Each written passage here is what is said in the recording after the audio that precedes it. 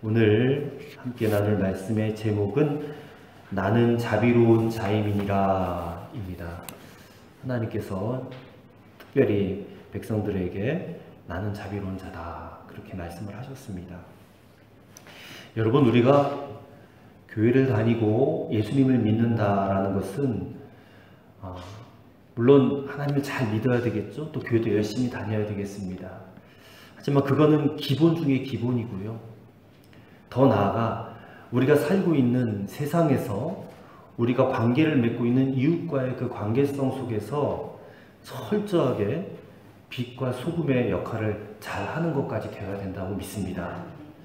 그래서 우리 믿는 사람들 때문에 우리가 살고 있는 이 세상이 조금 더 공의로워지고 그리고 조금 더 정겹고 또 만나고 행복하게 그렇게 사라질 수 있도록 되어야 우리가 정말 신앙인으로서 예수 믿는 사람답게 잘 살고 있다라고 말할 수 있다라고 싶습니다. 근데 여러분, 우리는 하나님께서 우리 예수 믿는 사람들에게만 관심이 있을 것이다. 우리가 자주 그렇게 생각을 하죠. 예수 믿는 사람들을 하나님이 지켜보고 계신다 라고 생각하지만 하나님의 관심은 우리만이 아닙니다. 우리만이 아니라 우리를 통로로 사용하셔서 저 세상에 믿지 않는 사람들의 구원과 또 그들로 하여금 영생의 축복을 받게 하는 것이 하나님의 더 큰 관심이다 라고 저는 믿습니다. 그러니까 우리에게도 지극한 관심이 있고 사랑이 있으시지만 믿지 않는 저 세상 사람들에게 오히려 더 많은 관심이 있으시다고 저는 생각이 들어요. 그래서 우리 믿는 자들의 책임이 그만큼 더 귀중하다라는 것을 말씀을 드리고 싶습니다. 그래서 우리가 지금 오늘도 하나님의 법을 읽었습니다. 이스라엘 백성들에게 하나님께서 지금 시민법을 주고 계시거든요. 이 우리가 읽고 또 우리가 배워야 되는 이 하나님의 법은 크게 말해서 넓게 말해서 우리 성도들에게 하나님의 백성다움의 모습이 드러나게 하시기 위한 겁니다. 그래서 세상 모든 사람들에게, 특별히 예수님을 알지 못하고 하나님을 믿지 않는 자들에게 우리 하나님이 얼마나 좋으신 분인지, 얼마나 공의롭고 얼마나 자비로우신 분이신지를 보여주시려는 그런 의도가 오늘 말씀 속에 담겨 있다 싶습니다. 자, 오늘 말씀도 계속해서 하나님 나라의 법인 시민법이 이어지고 있습니다. 자, 오늘 말씀의 핵심은 이렇습니다. 하나님의 백성들은 하나님의 자비로우심을 따라서 자기가 하는 일에 책임을 져야 되고 또 다른 사람에게, 이웃들에게 결코 해가 되지 않도록 처신을 잘해야 된다라는 말씀이 오늘 말씀의 핵심입니다.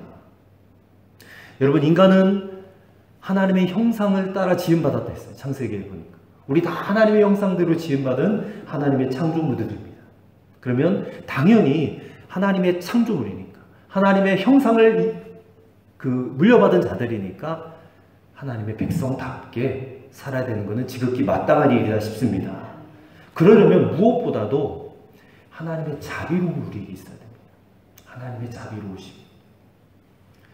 여러분, 신앙생활을 잘해야 될 성도가 이 하나님의 자비로우심이 없다면 굉장히 무책임하게 행동할 수밖에 없고 이웃에게 폐를 끼칠 수밖에 없고 심지어는 욕을 먹을 수밖에 없어요. 오늘날 기독교가 또 교회가 욕을 먹는 이유가 이 하나님의 성품, 이 자비로운 성품이 없기 때문에, 지극히 개인적이고 이기적이고 자기만 아는 그런 성품들이 있기 때문에 교회 다니는 사람들이 더 개인주의적이고 더 이기주의적이다 그런 말들을 얼마나 많이 듣는지 몰라요. 그러면 참 성도로서의 영광스러운 이름이 영광스러운 이름은 고사하고 성숙한 시민조차도 못 될 것입니다. 우리가 그렇게 되어서는 안 되겠지요. 저는 오늘 이 말씀을 듣는 저와 여러분 모두가 하나님의 자비로우심을 꼭 닮아가시기를 간절히 소망합니다. 또 그렇게 되도록 오늘 이 말씀을 우리에게 읽게 하신 줄로 저는 믿습니다. 자, 첫째로 하나님께서는 우리 삶의 모든 부분, 세세한 부분마다 보이지 않는 하나님을 드러낼 것을 요구하고 계시다라는 겁니다. 사람이 이웃과 함께 살다 보면 여러 가지 문제가 발생하게 되죠. 근데 그 문제가 다른 사람에게 손해를 끼치는 경우가 많이 발생하게 됩니다. 근데 그럴 경우에 대비해서 하나님께서는 발생할 수 있는 사례별로 하나하나 아주 세밀하게 법을 제정해 주셨는데요. 먼저 1절 말씀을 보시면 사람이 소나 양을 도둑질하여 잡거나 팔면 그는 소 한 마리에 소 5마리로 갚고 양 한 마리에 양 4마리로 갚아라 그랬습니다. 자, 여기 보니까 소 한 마리를 도둑질하는 경우에는 소 5마리로 갚아라. 즉 1대 5의 배상 원칙이 지금 주어지고 있습니다. 그리고 양을 도둑질한 경우에는 1대 4로 갚아라. 한 마리 도둑질하면 4마리 갚아라 그랬어요. 이것은 우리가 지난 주일 시간에 함께 말씀을 읽었던 동해보복법, 눈에는 눈, 이에는 이, 그렇죠? 그건 1대1의 배상 원칙이잖아요. 그것과 비교해서 봤을 때 상당히 무겁고 또 혹독한 규정이 아닐 수 없는 것입니다. 또 3절 말씀에 보면 도둑은 반드시 배상할 것이나 배상할 것이 없으면 그 몸을 팔아서 도둑질한 것을 배상하라 그랬어요. 자기 몸을 팔아서까지도 배상할 것을 요구하시는 하나님의 강력한 의지를 볼 수가 있어요. 또 4절 말씀에 보면 도둑질한 것이 살아서 그의 손에 있으면 소나 낙이나 양을 막론하고 갑절을 배상하라 그랬어요. 또 도둑질한 물건이 훔쳐간 양이나 소나 나귀가 이게 아직 도둑의 손에 살아있을 경우에는 그것을 돌려주고 또 갑절을 배상하라. 이거는 주인이 도둑질 당한 그 정신적인 피해 보상까지 하라는 그런 의미가 담겨 있어요. 우리가 1절 또 3절 4절 읽었지만 하나님의 교훈이 있습니다. 하나님 나라 백성들은 아예 도둑질할 생각조차도 품지 말라는 것을 지금 말씀하는 것입니다. 아예 생각조차도 품지 말아라. 남의 것을 탐내지도 말아라. 이런 얘기예요, 지금. 내가 땀도 흘리지 않고 남의 것을 탐내고 또 심지어는 그것을 뺏어서 그것을 가지고 내 이득을 취하려고 한다면 그 사람은 몇 갑절로 배상하게 해가지고 아예 훔칠 엄두도 내지 못하게 지금 법으로 딱 정하신 것입니다. 우리가 한번 남의 것을 탐내는 것이 또 도둑질하기까지 이게 한 번만 생각하고 도둑질하는 사람 없어요. 어린 아이도요, 아주 작은 것 훔치려고 하면 몇 번이나 생각해요. 아이들도 훔칠까 말까 하다가 몇 번 이렇게 생각하다가 결국은 훔치죠. 따라서 하나님께서는 이렇게 도둑질하는 것, 남의 것 탐내는 것에 대해서 굉장히 무거운 책임을 부과하시면서 아예 너는 그런 생각조차도 버려라 라는 것을 요구하고 계시는 것입니다. 또 5절의 말씀을 보시면 사람이 짐승을 놓아서 먹이다가 그 짐승이 남의 밭에 들어가서 남의 포도원에 들어가서 남의 것을 먹게 하면 어떻게 보상하라는 거예요? 자기 밭에 자기 포도원에 제일 좋은 것으로 배상하라는 거예요. 제일 좋은 것으로. 또 6절의 말씀을 보니까 밭을 일구려고 불을 놨는데 그 불이 다른 사람의 곡식이나 밭을 태워버리면 반드시 또 배상하라는 거예요. 자, 이러한 말씀들은 우리 성도라면, 하나님의 백성이라면 누구든지 자신의 행동에 대해서는 변명하지 말고 분명하게 책임을 져야 된다는 것을 가르쳐 주는 것입니다. 여러분, 우리 주위에 보면요, 어떤 일을 할 때 자신이 하고 싶은 대로 행동을 다 해버려요. 그리고 막상 그 결과에 대해서는 전혀 책임지지 않으려고 하는 그런 이들이 있습니다. 성경에 보니까 사울왕이 있지 않습니까? 사울왕. 이 사울왕이 하나님께서 명령을 하셨어요. 너는 아말렉을 진멸해버려라.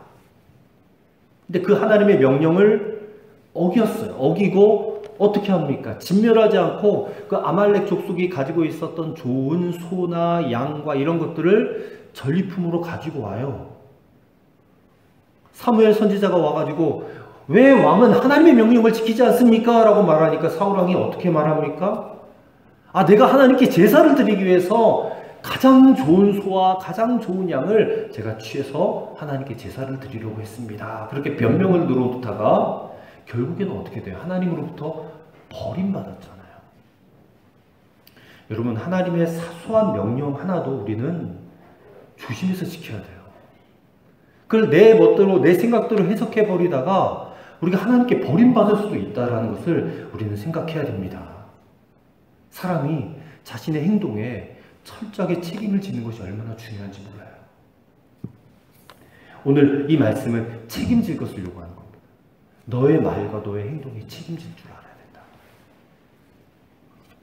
또 7절부터 9절의 말씀 보니까 누가 내게 돈이나 물건을 맡겨 놓았는데 내 집에 도둑이 들어왔어요. 그래서 가져가 버렸습니다. 도둑이 잡혔다면 도둑이 그것을 주인에게 갑절로 배상하면 되죠. 근데 만약에 도둑이 잡히지 않았을 경우에는 어떻게 해야 되나? 두 사람이 함께 재판장에게 가요. 판결을 받게 되는데 만약 물건을 맡았던 자가 그 물건을 훔치고 도둑이 훔쳐갔다라고 말할 수도 있잖아요. 그런 경우에는 도둑질한 경우이기 때문에 2배로 배상하라. 반대로 이것이 물건 맡았던 자의 소유가 확실한 경우에는 도리어 물건을 맡긴 자가 2배로 배상하라. 그렇게 규정을 합니다. 즉 하나님께서는 이 말씀을 통해서 선량한 이웃을 무고하는 죄가 얼마나 큰 죄악인가를 보여주시는 거예요. 우리 괜히 이웃을 의심할 수가 있잖아요. 저 사람이 나에게 아무런 해도 끼치지 않았는데 나에게 해를 끼쳤다라고 내가 의심하고 그 사람을 막 죄인으로 몰아가는 경우가 있어요. 하나님이 그거 보신다는 겁니다. 전혀 밝혀지지 않은 헛소문, 거짓 소문을 퍼뜨려가지고 이웃으로 하여금 억울한 누명을 쓰게 하는 거, 고통당하게 하는 경우. 심지어 교회 안에서도 이렇게 교인들이 이렇게 있으면 성도들 간에 그냥 괜히 남 잘 되는 거 꼴보기 싫어서 시기하고 모함하고 질투하다가 그 성도에 대해서 좋지 않은 소문을 퍼뜨려요. 그러면 발붙일 곳이 없잖아요. 막 사람들이 수근수근 대고 나는 하지도 않은 거, 말하지도 않은 것을 막 했다고 그러고 그렇게 해서 마음에 큰 상처를 주는 경우가 얼마나 많은지 모릅니다. 오늘 이 말씀은 하나님께서 그런 죄를 지적하시는 거예요. 굉장히 심각한 죄라는 겁니다. 혹시라도 우리의 말과 우리의 행동으로 인하여 다른 사람을 모함할 수 있다면 우리는 그 즉시로 그 말을 멈춰야 될 줄을 믿습니다. 상대방에게 큰 상처를 줄 뿐만 아니라 하나님이 다 보고 계시다는 거예요. 또 10절, 11절의 말씀에 의하면 어떤 사람이 이웃에게 양이나 소나 짐승을 맡겼는데 그게 죽어버렸어요. 아니면 사나운 짐승들에게 물려간 경우가 있어요. 근데 그런 경우에는 맡은 사람이 나는 결백해요 라고 하나님께 맹세를 하면 주인은 그렇게 믿어야 된다는 거예요. 나는 결백합니다 라고 하나님의 이름으로 맹세하면 믿어줘야 된다는 거예요. 이거는 이웃 간에 서로 상호 간에 신뢰할 것을 명하시는 겁니다. 안 그러면 이웃 간에 불신이 생기잖아요. 서로의 관계가 단절되잖아요. 그럼 공동체가 서로를 믿을 수가 없어요. 안심하고 살 수 있는 사회가 되지 못하는 것입니다. 상호 신뢰, 서로 간에 믿음을 주는 거.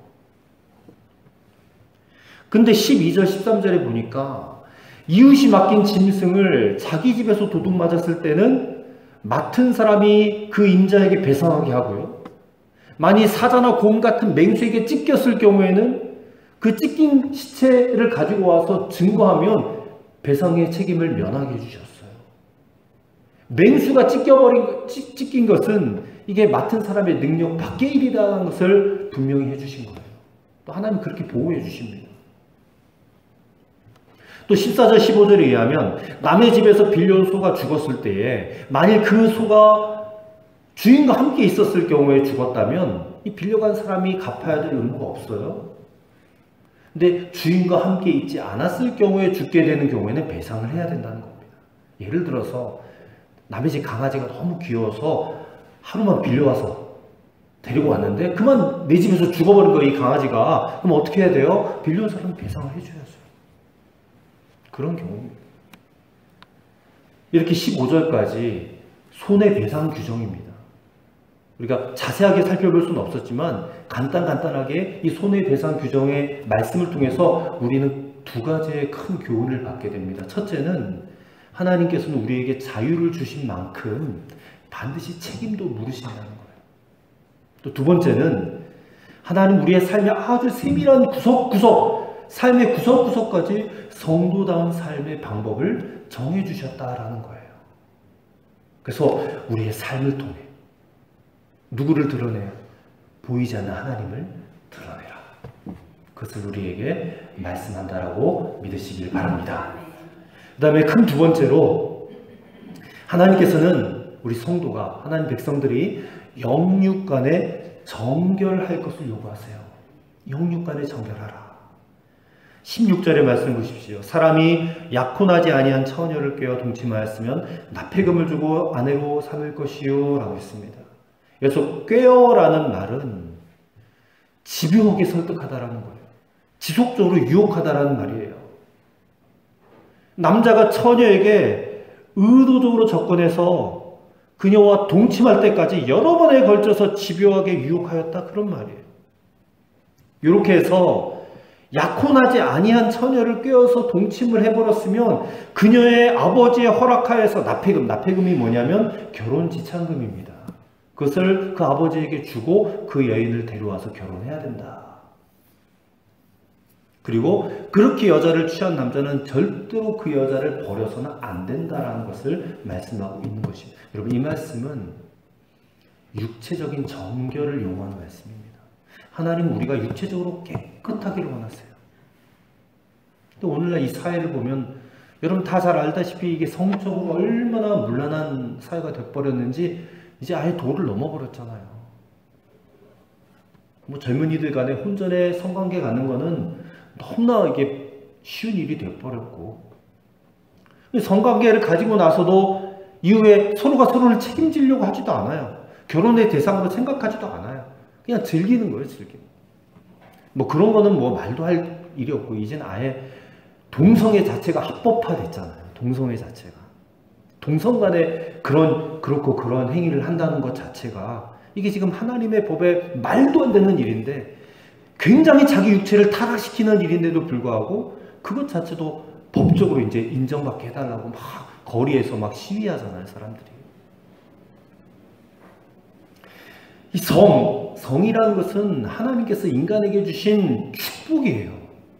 이건 축복입니다. 근데 인간들은 이 하나님의 축복을 쾌락의 도구로 전락시켜버렸어요. 그래서 사회 자체를 파멸로 몰고 가버렸다는 것입니다. 이 성이 쾌락의 도구가 되어버렸기 때문에 가정이 깨어져요. 결혼해서 가정을 이루고 자녀를 낳고 살아가는 것이 이게 서로를 구속한다고 생각해요. 속박한다고 여겨요. 그래서 결혼도 하지 않아요, 요즘 젊은이들. 그래서 비혼자가 늘어나고 독신주의자가 늘어납니다. 이것 또한 창세기에서 온 땅에 번성하라라고 말씀하신 하나님의 명령을 거역하는 죄를 범하고 있는 것입니다. 그리스도인들도 성적으로 정결한 성도를 찾아보기가 어려운 시대가 되고 말았어요. 18절의 말씀을 보니까 너는 무당을 살려두지 말라 그랬어요. 그래서 무당은 여러분 잘 아시다시피 악한 영의 도움을 받아서 점치는 사람이잖아요. 장래일을 예언하는 사람.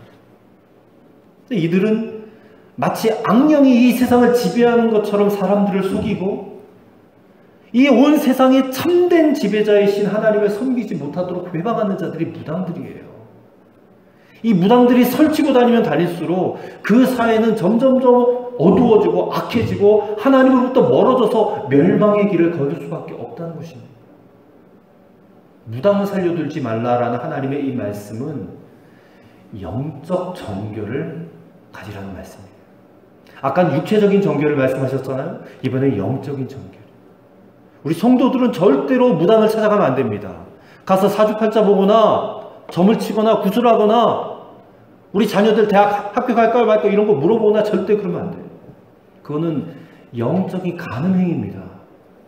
하나님 가장 미워하시는 너무나 큰 죄악이에요.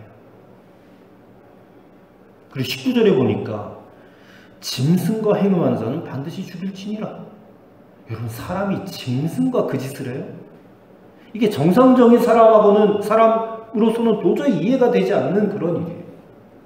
근데 사람이 타락하게 되면 별짓을 다 하게 돼요. 근데 고대 근동에 여러 민족들이요, 신성하다고 생각되는 짐승들이 있었대요. 대표적인 짐승이 소예요, 소. 근데 그런 짐승들과의 행음을 통해서 자기들도 신성해진다라고 믿었어요. 그 동물들이 갖는 힘과 또 왕성한 생식력이 자기들에게 부여된다라고 믿는 거예요. 그래서 그 짐승들과 행음을 하는 겁니다. 그래서 종교의식이 돼버렸어요, 짐승과의 행음이. 그러니까 이스라엘 백성, 하나님의 백성들, 너희들은 절대 그 이방 민족들과 같은 그런 짓을 하면 절대 안 된다. 그럼 너희들 다 죽는다. 그렇게 말씀하는 거예요. 20절에 보면 여호와 외에 다른 신에게 제사를 드리는 자는 멸할지니라 했습니다. 이 역시 영적인 정결을 깨트린 행위예요. 인간에게 제사를 받을 만한 다른 신은 이 세상에 없습니다. 하나님께서는 세상 만물을 지으신 다음에 사람을 만드셨고 이 사람에게 모든 세상의 것들을 관리하라고 위탁해 주셨어요. 사람은 하나님보다 조금 못한 존재예요. 그러기에 세상의 짐승이나 자연 만물과는 비교할 수 없이 존귀한 존재가 우리 사람입니다. 짐승들은요, 사람이 부리고 잡아먹을 수 있는 것들이잖아요. 또 하늘과 땅과 세상 모든 만물들이 우리가 기르고 가꾸고 보살피며 관리해야 될 대상들인데 그것들을 신으로 섬긴단 말이에요. 타락한 인간들이 우리가 기르고 잡아먹어야 될 짐승들을 섬기고 저 산과 바다와 하늘의 해와 달과 별에게 제사하고 그 앞에서 빌고 그래요. 이 역시 영적 정결을 깨뜨리는 악한 행위라는 것을 기억해야 됩니다. 그리고요, 또 하나의 정결이 있습니다. 제가 첫 번째는 육체적인 정결, 두 번째는 영적인 정결이에요. 근데 또 하나의 제3의 정결이 있는데 바로 22절과 23절입니다. 같이 한번 읽어보도록 하겠습니다. 너는 과부나 고아를 해롭게 하지 말라. 내가 만일 그들을 해롭게 함으로 그들이 내게 부르짖으면 내가 반드시 그 부르짖음을 들으리라. 아멘. 여러분, 신약 성서의 교훈에 의하면 이 22절, 23절 말씀도 정결과 관련된 말씀이라고 하고 있어요. 바로 야고보서 1장 27절 말씀입니다. 야고보서 1장 27절 말씀을 들어보십시오. 하나님 아버지 앞에서 정결하고 더러움이 없는 경건은 곧 고아와 과부를 그 환난 중에 돌아보고 자기를 지켜 새 속에 물들지 아니하는 이것이니라 라고 했습니다. 하나님께서는 고아와 과부의 아버지세요. 그리고 재판장이세요. 특별한 관심을 가지고 계세요. 고아와 과부에 대해서. 하나님의 성품이 은혜로우시고 자비로우시기 때문에 그들을 향해서 우리가 자비로움을 가져야 됩니다. 그것이 곧 하나님 아버지 앞에서 정결함이 된다는 거예요. 그래서 이거 하나가 또 정결함. 제3의 정결. 우리가 영육 간에 정결하고 가난한 고아와 과부를 돌보는 그런 정결을 통해서 이 세상에 하나님의 살아계심을 보여주는 성도가 되어야 될 줄로 믿습니다. 우리 세상과 구별되어야 되지 않겠습니까? 이 하나님 말씀을 따르는 성도들이 되시기를 간절히 축원합니다. 끝으로 하나님의 자비로움을 닮아 가난한 자, 소외된 자를 배려할 것을 요구하십니다. 좀 전에 말씀드린 것과 연결되는 말씀이에요. 가난한 자들은 어느 시대나 어느 사회에서나 존재합니다. 지금도 존재하죠. 우리는 미국 하면 굉장히 부자 나라, 부유한 나라라고 생각하지만 아이러니하게도요, 세계 최강대국 미국의 빈곤율이 14%가 넘는다고 합니다. 7사람 중에 1사람이 빈곤한 생활을 하고 있다는 거죠. 이 빈곤선이라는 게 있는데 이 빈곤선이 뭐냐면 최저 한도의 생활을 유지하는 데 필요한 수입 수준을 말한답니다. 근데 그 아래라는 것은 그만큼도 벌지 못해서 삶의 어려움을 겪고 있는 이들이 있다. 그게 미국 사람 전체 5천만 명이 있다는 거예요. 어느 사회고 어느 시대고 마찬가지입니다. 오늘날도 그렇지만 지금부터 수천 년 전에는 더욱 그랬어요. 하나님께서 이렇게 말씀하십니다. 신명기 15장 11절에 땅에는 언제든지 가난한 자가 그치지 아니하겠다 했어요. 그래서 언제든지 너는 내 땅 안에서 내 형제 중에 곤란한 자, 궁핍한 자에게 손을 펼쳐줘라 그랬어요. 그 손을 잡아주라는 거예요. 가난한 자는 항상 있기 때문에 하나님의 백성이라면 가난한 자를 외면해서는 안 된다. 25절의 말씀 보니까 가난한 자에게 돈을 구워줬을 때는 채권자같이 하면 안 된다는 거예요. 먹을 게 없어서 돈을 구워갔는데 빨리빨리 갚아라라고 독촉해서는 안 된다는 거예요. 그리고 이자를 받아서도 안 된다 말씀하십니다. 또 26절, 27절에 보니까 가난한 사람이 먹을 게 없어서 겉옷을 저당 잡히고 먹을 것을 구했다면 그 사람은 굶주림은 면하겠지만 저녁 때 되면 춥잖아요. 근데 겉옷을 저당 잡혔기 때문에 입고 있을 옷이 없으니까 밤 되면 얼어 죽어요, 이 사람. 그래서 하나님은 어떻게 말아요? 옷을 저당 잡았을 때는 반드시 해가 지기 전에 돌려줘라 그랬어요. 저당 잡은 거 돌려주라는 거예요. 남에게 돈을 빌려줄 정도면 자기는 먹고 살만한 사람이잖아요. 근데 그런 사람들이 가난한 사람들 약 좀 이용해가지고 부당한 이익을 취하려고 한다면 그런 사회는 절대 좋은 사회가 아니죠. 하나님은 그런 사회를 원하지 않았습니다. 부유한 자가 가난한 자를 돕는 사회, 가난한 자가 부유한 자를 존경하는 사회, 그래서 부유한 자나 가난한 자나 모두가 즐겁고 행복한 마음으로 살아가는 공동체, 이런 공동체를 하나님 원하세요. 오스카상 사관왕을 받은 기생충이라는 영화가 요즘에 굉장히 유명해졌죠. 뭐 틀면 기생충 이야기만 나오는 것 같아요. 근데 그 영화는 이렇게 빈부의 격차가 나는 사람들의 이야기를 적나라하게 보여준 그런 영화입니다. 한마디로 오늘날 이 사회는 하나님이 원하는 사회가 결코 아니다라는 것을 보여주는 영화였어요. 그러니까 이 영화가 우리에게 주는 메시지가 있는데, 우리가 지금 말씀 읽듯이 부유한 자들이 가난한 자를 돌봐야 된다. 이게 하나님 원하시는 사회잖아요. 근데 그런 말씀은 온데간데 없어요. 없고 부유한 자들은 여전히 가난한 자들이 절대로 선을 넘어오지 못할 것을 요구하는 거예요. 그 대표적인 게 냄새잖아요. 냄새. 그 박사장이 그 송강호에게 나는 냄새 때문에 코를 이렇게 틀어막고 막 그런 모습들이 나오잖아요. 선 넘어오지 말라는 거예요. 선 넘어오지 말라. 가난한 자들은 그러한 부유한 자들의 모습 때문에 화가 나는 거죠. 분노와 치밀어 오르는 거죠. 그걸 보여주는 겁니다. 그럼 도대체 이 세상은 이 부의 불균형을 해소하기 위해서 뭘 어떻게 해야 되느냐? 하나님의 말씀은 부유한 자가 자발적으로 가난한 자들을 돌아봐야 된다고 말씀하고 있는데 그런 일은 불가능하다는 거예요. 영화는. 그건 불가능한 일입니다. 결국 가난한 자들이 상류층으로 진입하려면 정직하고 성실하게 사는 것은 안 돼. 안 되고 오직 거짓, 술수, 그리고 사기를 쳐야 돼. 그 외에는 다른 방법이 없다는 것을 보여주는 너무너무 씁쓸한 영화예요. 물론 사회를 고발했지만 이게 현실적으로 해결될 수 없는 그런 사회적인 구조를 보여주는 그런 영화야. 그러니까 이런 영화를 보면서 우리 그리스도인들은 도대체 뭘 생각해야 됩니까? 이런 사회 구조의 현실을 그냥 인정하고 어쩔 수 없어. 그렇게 살아야 돼. 우리 그렇게 결론을 내릴 수밖에 없는 겁니까? 우리는 하나님의 말씀을 손에 들고 있잖아요.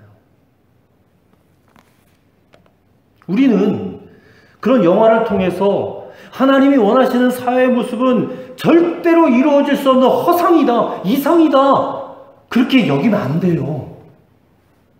안 됩니다. 우리는 우리 각자가 먼저 하나님이 주시는 말씀대로 순종하고 따르면 하나님이 원하시는 사회가 될 수 있다라고 믿어야 됩니다. 그리고 교회에서부터 이 일이 시작돼야 된다고 믿습니다. 27절 끝절에 하나님께서 이렇게 말씀하세요. 나는 자비로운 자인이니라. 왜 그 말씀을 하세요? 내가 자비로운 자이니 너도 자비로운 자가 돼야 된다. 그 말씀입니다. 가난한 자, 이방 나그네, 곤란한 자들 압제하거나 학대하지 말아야 돼요. 고아나 과부 도와줘야 돼요. 왜요? 하나님이 자비로우시고 그 자비로우신 하나님이 우리를 구원해 주셨으니까 우리는 마땅히 자비로운 자가 돼야 된다는 것입니다. 우리는 하나님의 자비로우신 은혜 안에 오늘도 살고 있는 자들이에요. 여러분 믿으십니까? 우리 역시 하나님을 닮아서 하나님의 자비로우심을 보여줄 수 있는 그런 삶이 되어야 될 줄로 믿습니다. 예수님 말씀하셨어요. 마태복음 5장에 보니까 너희는 세상의 소금이라 또 너희는 세상의 빛이라. 이같이 너희 빛이 사람에게 비치게 하여서 그들로 너희 착한 행실을 보고 하늘에 계신 내 아버지께 영광을 돌리게 하라라고 예수님 분명히 말씀하셨습니다. 사랑하는 성도 여러분, 오늘 우리에게 이 말씀이 충격이 되기를 바랍니다. 우리가 예수님을 분명히 믿고 산다면 여러분 우리의 삶 자체로 빛이 되고 소금이 될 줄로 믿습니다. 오늘 저와 여러분 하나님께 어떤 사랑 받았어요? 어떤 은혜 받았습니까? 지금 우리가 누리고 있는 것은 누구의 은혜입니까? 다 하나님의 자비인 줄로 믿습니다. 이 자비 안에 거하는 사람들, 저와 여러분들은 반드시 하나님의 자비로움을 닮아야 될 줄로 믿습니다. 우리가 받은 하나님의 자비하심을 보여주는 삶을 살아가시는 저와 여러분 되시기를 바랍니다. 이제 곧 4.15 총선인데 우리 정치인 잘 뽑아야 돼요. 잘 뽑아야 되지만 정치인을 잘 뽑는다고 세상이 변하진 않습니다. 세상은 어떻게 변하나? 우리 그리스도인들이 이 말씀 깨닫고 우리 삶에서 작은 부분을 실천할 때 그때 우리의 사회는 하나님께서 변화시킬 줄을 믿습니다. 기도하겠습니다. 아버지 하나님 감사합니다. 하나님은 자비로우신 분이심을 믿습니다. 우리도 하나님의 백성이오니 하나님의 자비로우심을 닮아 자비롭게 살아가는 성도들이 되어서 하나님의 살아계심을 세상에 보여줄 수 있는 그리스도인들이 다 되게 하여 주시옵소서. 우리 주님 예수 그리스도의 이름으로 기도하옵나이다. 아멘.